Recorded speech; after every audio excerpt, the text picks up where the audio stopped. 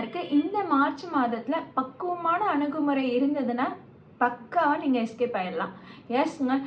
March மாதம் கொஞ்சம் சோதனையா தான் இருக்கும். அதுவும் பார்த்தீங்கன்னா மார்ச் 15 வரைக்கும் தான். அதுக்கப்புறம் உங்களுக்கு ஓரளவுக்கு திருப்திகரமா இருக்கும்.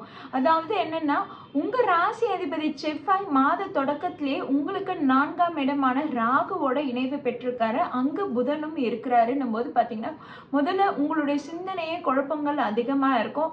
நீங்க கொஞ்சம் பலம் குன்றி தான் இருப்பீங்க. மற்றவங்களோட நீங்க எதிரியா நினைக்கிறவங்களோட பலம் கொஞ்சம் அதிகமா இருக்கும். அந்த இடத்துல நீங்க அவங்க சொல்றதை கேட்டுதான் நடந்துதான் ஆகணும்ன்ற மாதிரி தான் இருக்கும்.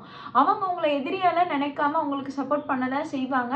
இருந்தாலும் நீங்க எதிர்பார்த்த சப்போர்ட் கிடைக்கலன்ற அந்த மன வருத்தமும் அந்த ஏக்கமும் உங்களுக்கு அதிகமா ஏற்படும். நீங்க எதிரியா நினைக்கிறீங்க பாத்தீங்களா, அவங்க உங்களுக்கு சப்போர்ட் பண்ணுவாங்க. நீங்க அதை அக்செப்ட் பண்ணி போகும்போது உங்களுக்கு பிரச்சனைகள் அதிகமா தவிர்க்கப்படும். ஏன்னா அவங்க உங்களுக்கு நல்ல முறையில நல்ல இதுல தான் உங்களுக்கு கைட்லைன்ஸ் கொடுப்பாங்க. அவங்க உங்களுக்கு நல்ல சப்போர்ட்டிவா இருக்க தான் ட்ரை பண்ணுவாங்க. உங்களுக்கு தான் அதை ஏத்துக்கிறதுக்கு மனசு வராது. ஸோ அதை அக்செப்ட் பண்ணிக்கோங்க. அது பெருந்தன்மையோட நீங்க கரெக்டா கையாண்டுட்டீங்கன்னா பிரச்சனைகளை தவிர்க்கலாம். இந்த ஒரு மாதத்தை நீங்க கொஞ்சம் கடந்து வந்துட்டீங்கன்னா அதுக்கப்புறம் உங்க ராசி அதிபதி செவ்வாய் மீன ராசியில நுழையும் போது பார்த்தீங்கன்னா உங்களுக்கு நல்ல பலம் கூடுதுங்க. அதே மாதிரி பார்த்தீங்கன்னா உங்களுக்கு யோகாதிபதியான சூரியன் மார்ச் 15க்கு அப்புறம் உங்களுக்கு 5ஆம் இடத்துல நுழைவு பெறாருன்னும் போது அதுதான் சொல்லியிருந்தால மார்ச் மாதம் பிற்பாதை உங்களுக்கு ஓரளவுக்கு நல்லா இருக்குன்னு. அதனால ஏன்னா ஓரளவுக்கு ஒரு லாபத்தை ஏற்படுத்தி கொடுத்துருவாரு. உங்களுக்கு 16ஆம் இடமான லாபஸ்தானத்துல அவருடைய பார்வை விழுது, பலம் கூடுது.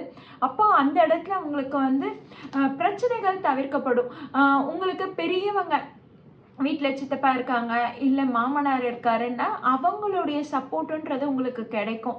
அதே மாதிரி பார்த்தீங்கன்னா தேவையில்லாத விஷயத்த அதிகமாக ஓவர் திங்க் பண்ணாதீங்க, அதிகமாக யோசிக்காதீங்க. இது விருச்சிக ராசிக்கினருக்கு எப்போவுமே சொல்லிகிட்டே இருக்கணும். நிறைய புலம்பிகிட்டே இருப்பீங்க. உங்களுக்கு நீங்கள் எதிர்பார்க்குற மாதிரி இல்லை, உங்களுக்கு யாரோ ஒருத்தர் சப்போர்ட் இருக்குது தான். ஆனால் நீங்கள் எதிர்பார்த்த சப்போர்ட்டுக்கு கிடைக்கல பற்றியா, என் நிலைமை இப்படி ஆயிடுச்சு பற்றியா அப்படின்ற புலம்பலை மட்டும் தவிர்த்துக்கிறது ரொம்பவே நல்லதுங்க. ஃபினான்ஷியல் வைஸ் உங்களுக்கு கொஞ்சம் ஸ்ட்ரகிள்ஸ் இருந்தாலுமே 2-3 வாட்டி முயற்சி எடுக்கும் போது கண்டிப்பாக அது கிடைச்சிடும். அதே மாதிரி பார்த்தீங்கன்னா ஃபேமிலிலையும் யாரும் ரெஸ்பாண்ட் பண்ணலைன்னா அது ஃப்ரீயாக விட்டுடுங்க. அது பெருசாக கண்டுக்காதீங்க. அது பெருசாக நீங்கள் ரியாக்ட் பண்ணும்போது தான் உங்களுக்கு பிரச்சனைகள் ஏற்படும். நீங்கள் அதை பெருசாக கண்டுக்காத மாதிரி அவங்க நம்மளை கண்டுக்கல, நானும் அதனால கண்டுக்கல அப்படின்ற மாதிரி ஒரு புரிதலோடு நீங்கள் கடந்து வந்துட்டீங்கன்னா உங்களுக்கு பிரச்சனைகள் பெருசாக இருக்காது. ஆனால் நீங்கள் என்ன பண்ணுவீங்கன்னா குழப்பங்கள் அதிகமாக ஏற்படுத்திப்பீங்க. அதை பற்றி அதிகமாக ஏக்கம் எடுத்துக்கிட்டு அதை பற்றி புலம்பும் போது உங்களுக்கு பிரச்சனைகள் அதிகமாக ஏற்படும். அதனால் கண்டுக்காமல் விட்டுட்டு போங்க. அதை நீங்களும் ரெஸ்பாண்ட் பண்ணாமல் இருங்க. அவங்க ரெஸ்பாண்ட் பண்ணலன்றத ஏக்கம் அதிகமாக வச்சுக்கிறத விட நீங்களும் ரெஸ்பாண்ட் பண்ணாமல் விட்டுடுங்க. உங்களுக்கு பிரச்சனைகள் தவிர்க்கப்படலாம். ஓகேங்களா?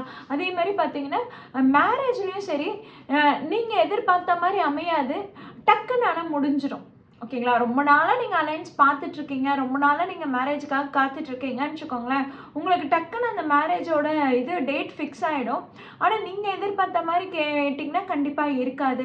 அதில் உங்களுக்கு ஏதோ ஒரு திருப்தி இல்லாத மாதிரி, ஏதோ ஒரு குறை இருக்கிற மாதிரியே நீங்கள் ஃபீல் பண்ணிகிட்ருப்பீங்க. இது இப்படி தான் திடீர்னு மேரேஜ் அலைன்ஸு செட் ஆகிற மாதிரி இருக்கும். லவ் அண்ட் ரிலேஷன்ஷிப்பில் கொஞ்சம் விட்டு கொடுத்து அனுசரித்து போகிறது நல்லது. ரொம்ப பொறுமையாக இருந்துக்கிறது நல்லது.